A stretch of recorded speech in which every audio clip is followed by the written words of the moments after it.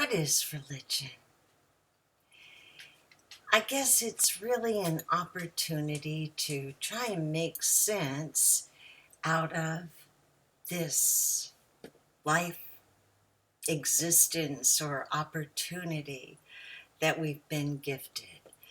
And because it's a crazy world. And it looks like people from the very beginning of time, what is time? uh, needed to figure out how to communicate what they saw going on around them, particularly things that just didn't make any sense, like hurricanes and eclipses and floods and those kinds of things, meteorites and comets. They were so far advanced. And it's so interesting to me at how primitive our perception is of them. I always picture these cavemen with the big clubs, and yet they built magnificent things and did art that blows our minds and invented languages and coded them. And the extent that they were advanced will be obvious when I talk to you about some of Doug Vogt's work, which is mind-blowing in itself. I wish he were here to help me through this part of it, but I think I've studied it enough to do it justice. Let's talk about paradigms, and everything starts out with our visual or our picture. How good we are, what we become, where we go, who we hang out with. Everything's created first in our mind, in our visual, in our paradigm. The way we see a thing creates it. It's like a mirror image. The word visualization means to visit with. And so we have this concept or this idea, and we visit with it. And the more we visit with it, the more we come to know it.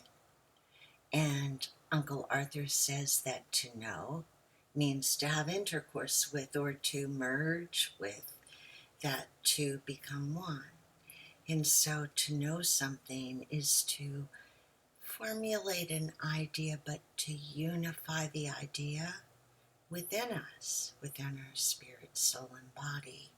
And then when we are so in unison with that thought creates. It's powerful. Words are powerful. Sound is a dimension of a vibration that is all powerful. I can't wait to talk about that, because words are energy sent out to do a job. And the energy completes itself whether we like it or not. So we have to be careful about our words. But our words come from the condition of our hearts. And the condition of our hearts are based on what they're fed. And if they're fed ugliness, ugliness comes from them. The law of the harvest can't be escaped or ignored because we don't like it. It is, it's the karma. It's that if you plant corn, you're going to get corn. It's a promise, and it works. Well, maybe there are some unusual cases where it doesn't work. That's always seems to be the case. There's always the exception. So nothing's ever like clear-cut black and white. We try and make order out of chaos. I think that's kind of the job of our lives, is to take this chaos of us and find a place for it, that it's synchronized with the universe and becomes one with the universe because it knows the universe. And as we become one and function with it, we're a benefit to it. And I believe that that's our real problem, is that we're not unified, we're divided. It was intentional from the beginning. I hate to say it. I don't like it. I keep thinking that one day I'll wake up and I'll find in one of these books something that says the Savior was real, or that there is a promise of heaven, or that the catastrophes in our universe can be avoided, or some fairy tale promise. But I haven't found that. So I have to trust God for who He is, the creator of everything I see, feel, touch, know, understand. And if what I see, touch, feel, know, hear is God, then it deserves my attention. It deserves for me to take notice, to understand it so that I can function in unison with it. Okay, so what am I getting to? I've been at war with the church, and I know that just really puts people off. When you come to understand the reason behind my fury, you'll understand the whole thing. When I decided to do this research, I was overwhelmed in depression because I had figured out that I could not trust the administration of this place. And it happened on January 6th, where the whole world fell out from beneath, crumbled beneath my feet. I stood on the steps of the Capitol and watched the guards usher people in and hold the door. And then later I saw on the news what they said about it. And it killed me. It literally murdered something inside of me. Not January 6th. The deception that took place on January 6th was of the most evil kind. I didn't believe it could happen here, but it did. And that changed my life. I had to figure out for myself on what can I depend. And I had already questions about Jesus. Things didn't line up. I became suspicious of everything. All throughout my life, there's a thread of uncovering deception. I didn't ask for it. That's been my journey. There are lots of really interesting stories that go along with that, and I'd love to tell them one day when they fit with the picture. But I'm trying to stay on target here because that's difficult for me. I like to go in a lot of different places, and it's easy to take off on that rock sitting right there and talk about it in the middle of talking about languages, which is one of the reasons that I was able to get to this place, was because my interests are so varied.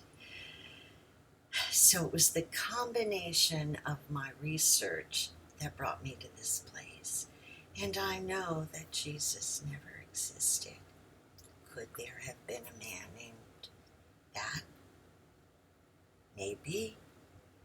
The J didn't exist back then until 1500, so he wasn't Jesus, but maybe Jesus or whatever.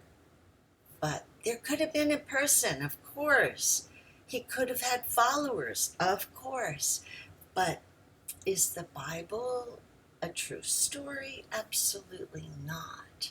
In fact, it was a satire written by an ugly Greek aristocrat that wanted to control the masses. That's all they did back then. They had everything. They had the scribes. 90 some percent of the people couldn't read or write. They just wrote the story and even made a joke about it being sheep. And then Constantine, kind of put the whole thing together with the edicts, and he turned the whole thing over to the Catholic Church, Theophilus or whatever his name was. So there's no validity in the New Testament, and I will show you. I've got more information than you. This whole book takes scripture by scripture, breaks it apart, and shows you the absolute ridiculousness of it. It's truthful. Anything with truth should be able to be inspected. Great. Yeah. Try inspecting the Bible. You're going to come up short. And all the people that you thought were such saints and theologians and well-studied, they either know that they're deceiving you, or they're just going along for the ride, like most Christians do. Because if a Christian really seeks, I was a Christian for 33 years. I knew there were issues. I knew that some things didn't line up, and I was always looking. I never believed in heaven or hell. I believed in some blessing, but it's not. It was made up and added later, and the words aren't even there. So then you get to the point where let's talk about paradigm and going back to how we think is the first creation, and then we project that into the world and it becomes a thing depending on our level of conviction, right? So we have control over what we think, and our minds can be programmed so easily because they're like computers. They're miracles. Whatever we put in is what we get out, just like the law of the harvest. So I remember one time doing a speech after hearing Charles Stanley talk about the 7 E's of sin, actually. And it wasn't necessarily about sin, but more about the 7 E's of taking the control of our mind. So a thought comes to you, maybe you see something, and a thought comes and you have a chance to take it, to acknowledge it, right? So the thought enters.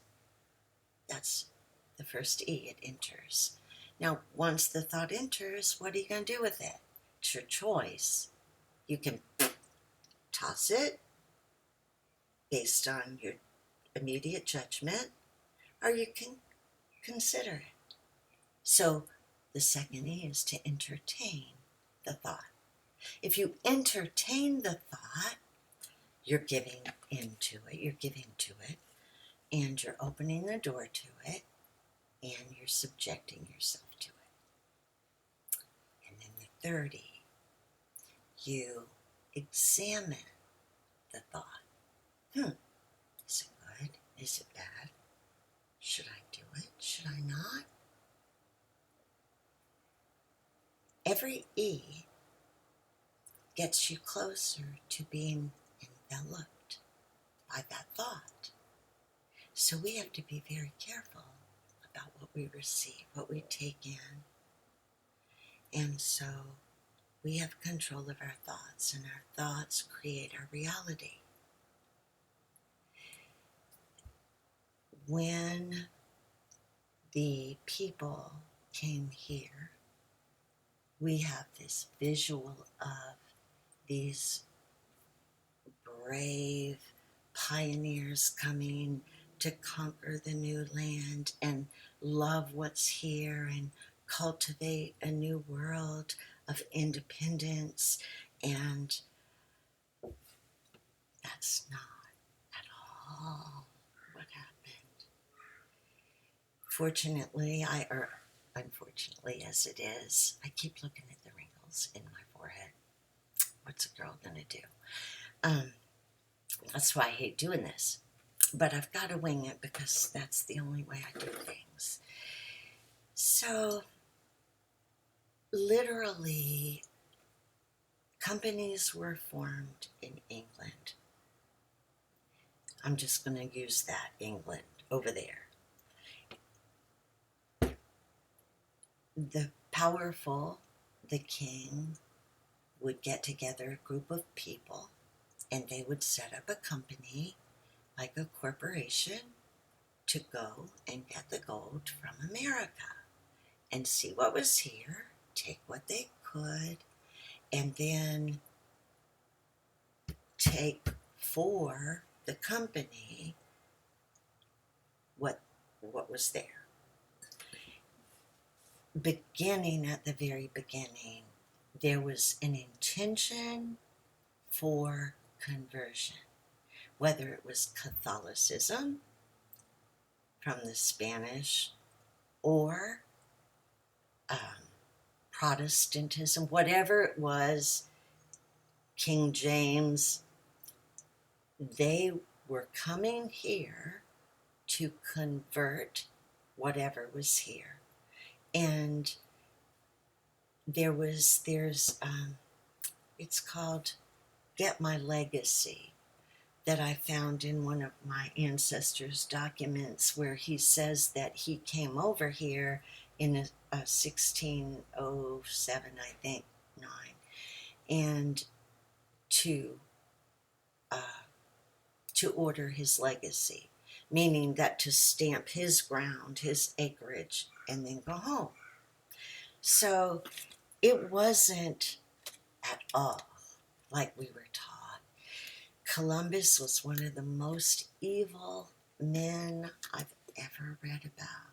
He literally just wiped out people for no reason, just slaughtered them. He was a very ugly individual. The whole Pocahontas story is creepy. My son, my first husband, is directly related to Pocahontas. And I am directly related bloodline to John Smith. And so our stories connected way back in the 1600s. Crazy, crazy stuff. It's why I believe in providence of some type. At any rate, in reading those stories, of which I've ordered a lot of books, and I've got a lot of books on them, I was related to the Astons, for one, which are the people in the temple at Jamestown that were buried in the tombs, and I don't want to get into that because that's a whole nother deal. However, it gave me a lot of insight about what happened here. And from reading some firsthand stuff rather than programming. And from the beginning, that's a whole nother deal. But we've not been told the truth about anything. Not about anything. If you read the words of the Bible, you'll see that they're contradictory, that the the chronology is totally gone. The genealogy of Jesus is crap. There's just nothing. There's nothing to hold on to. Nothing. Who would have thought it? Finally, thank God, I ran into Doug Vogt, and once I got a hold of his stuff, I started understanding the purpose for the Old Testament, and well, for the Torah, which was primarily to convey a code of letters, which was like a computer code for who we are. So if today, for instance, we were going to, we knew that we were going cataclysm or whatever, we would say, well, let's leave the code for what we know about who we are for for whoever makes it through or comes next or whatever, like a time capsule thing.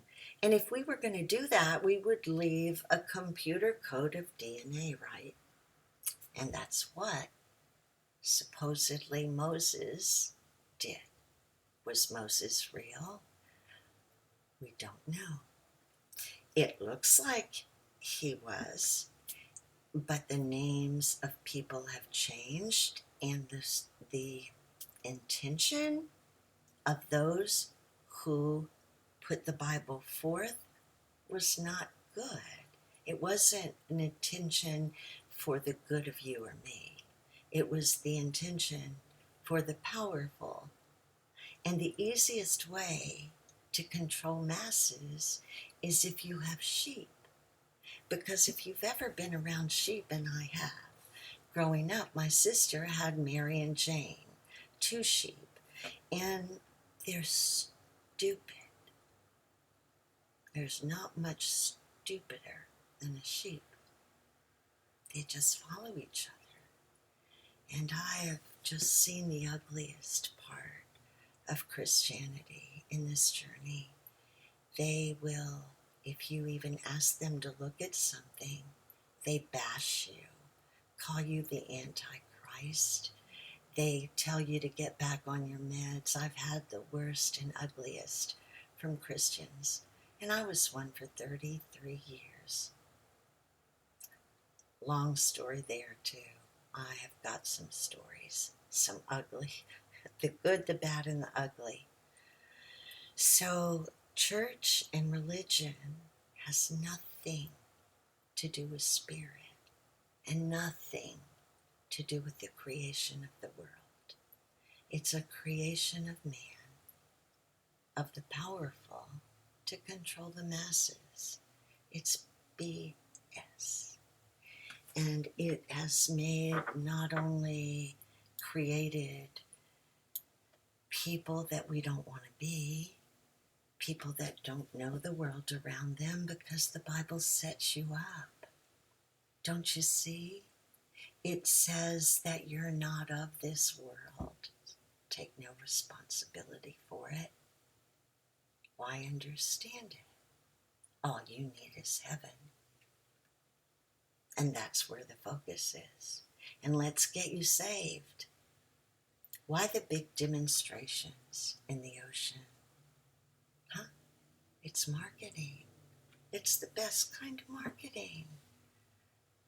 It's all based on feeling. And it's all a lie. And no one will look. It's a damn shame. I hate it.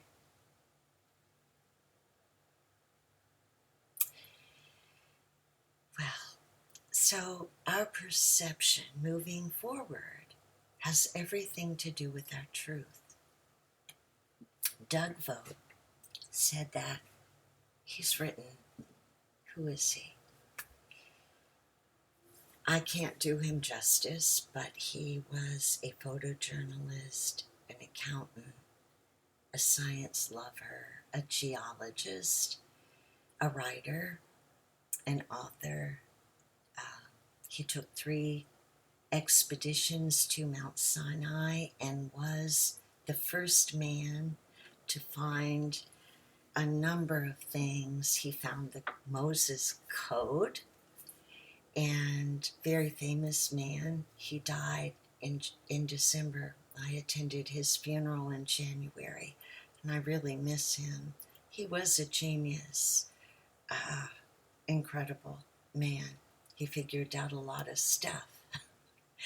And absolutely, the church does not like him. He was raised as a Jewish man, so he was steeped already in all the history and had read the Torah all his life, etc. So he had a good, strong background. And then being a photojournalist, he was over in Iraq and had all that. Did did amazing expeditions, and I'm going to share all about him.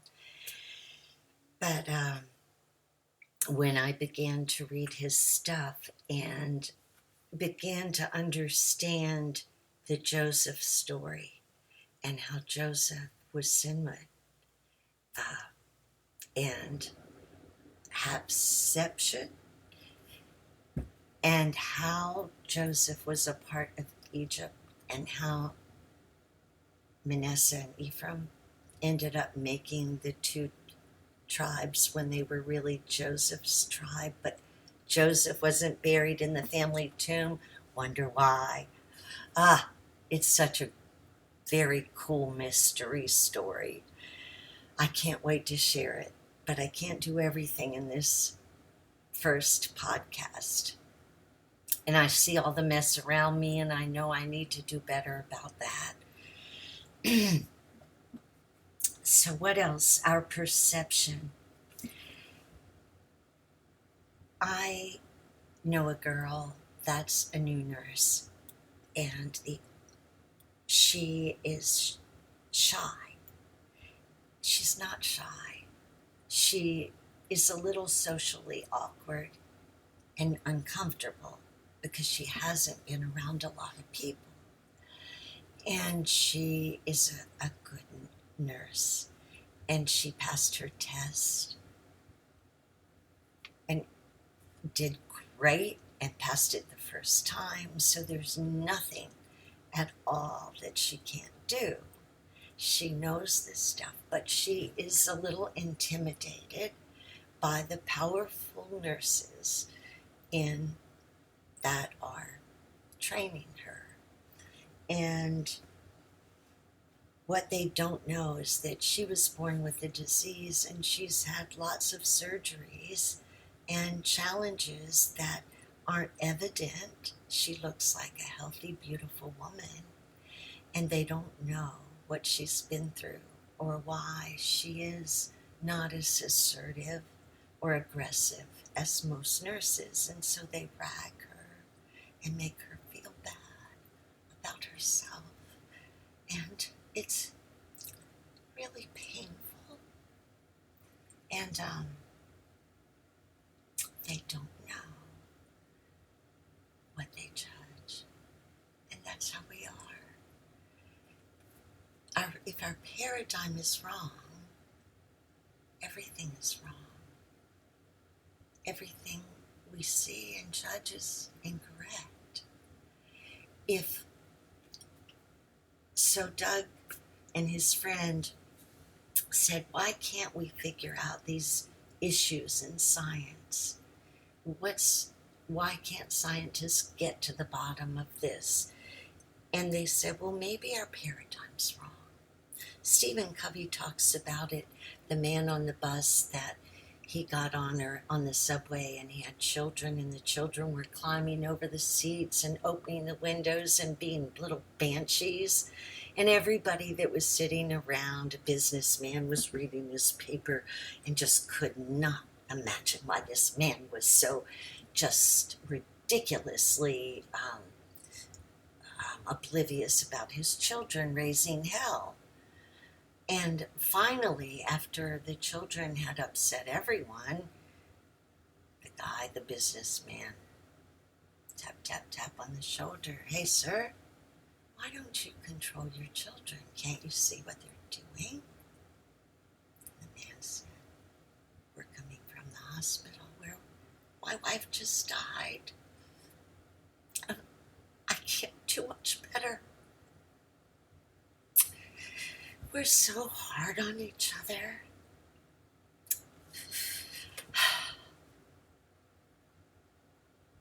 Christianity hasn't helped.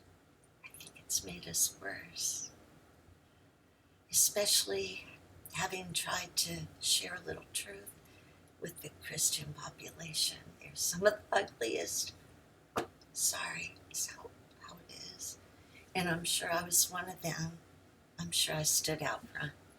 Because if you weren't a Christian, I just didn't think you were spiritual at all. And spiritual was my highest value. So you weren't much. And the opposite is true. One of the reasons that I was so, took me a few years to come out about believing the New Testament was a big lie. I was afraid.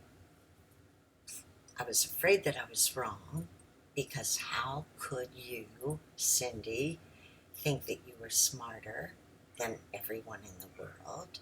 This is the book. The nerve of me thinking that I could uncover the lie of what everyone believed. But I did. Because I was curious and because I love truth. So, I know I'm off track. Back to Doug. So Doug and his partner said, our paradigms might be wrong. Maybe that's why the scientists haven't reconciled spirit and science. Maybe that is the missing link. Our paradigm is incorrect. So they started thinking about, if this were an informational system, what if we were living in a computerized, informationally fed system? What then? Everything fit. The more they thought about it, the more it worked. It explained everything. It explained numerology. It explained astrophysics. It explained the cycles that we go through. Because everything is a cycle. Everything. Your birth is a cycle. Pregnancy is a cycle. Life is a cycle. Seasons are cycles. Times are cycles. Space are cycles. The planets cycle. Everything is a cycle. We're cycles and cycles, right? So what could that be but information? And when you start learning from people like Randall Carlson, who teaches sacred geometry, you begin to see that everything is too perfect. It's all perfect. The numbers, 1,440, 138. And I don't want to get into the numbers, but they're perfect. Numbers have great meaning and power. They're code. So, the informational system allowed him to go back to the Torah, to reread Genesis. He'd read it many times as a Jewish man, to reread it with a new paradigm. And when he did, it came alive. And he figured out things that man has never figured out. And he was a miracle man, a hero to me, and he's gone. He was acknowledged by the CIA, by NASA. When his works were first published, they put his work under like a psychiatric science. And he was up there studying pyramids at the Library of Congress and ended up asking them why it was allocated that way. And interestingly, they had just changed it to a book of science. So he's been accredited with a lot of things, but he was not heard. And his videos are up today, and I highly recommend them. I will tell you that he is such a brainiac that there's so much information. It's overload almost. So you have to take it a bite at a time like an elephant. And that's what I did, and that's why it's taken me 3 years to get to the place where I can begin to share it. I had to do it justice. And I'm sure I won't be able to do it justice like he did, but I'm going to give it my best shot. And I feel like I have his blessing because we talked through this stuff. I wish you were here. I have questions, as always. The other thing to say is that I don't know anything. I know less today than I ever thought I knew. I have lots of information, and I want you to draw your own conclusions, because that's the only way you believe this. I don't trust much anymore. And I think that's a good thing, because we were told in the original documents of this country to beware of everything. And the whole Constitution was set up to be held accountable, and we haven't done it. And that's a whole nother ball of wax. We've been owned. And then talk about Mars and the moon. That's a whole new deal. I've had my hands in everything. I guess that's a good start.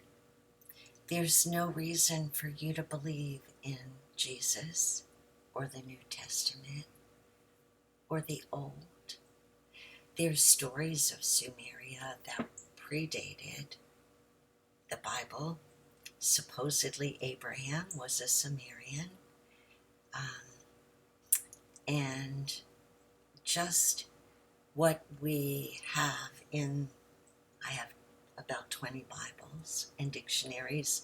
What you have there is a conglomeration of a lot of deception, because history is written by the victors with tiny bits of truth here and there that can be connected to create a narrative for someone that can really stretch a story. This was nothing but deception from the beginning to the end. The Gospels didn't write the Gospels. They never existed. I've got all the info, all the proof that you could ever want about anything I say. Please hold me accountable. I beg you. I'm sure this lighting's horrible. I don't care. I can tell that my skin doesn't look great, and my hair's growing out, and I look old and a mess, and I don't care. More importantly, I'm interested in you getting some truth so that your life can be based on what's real for a change.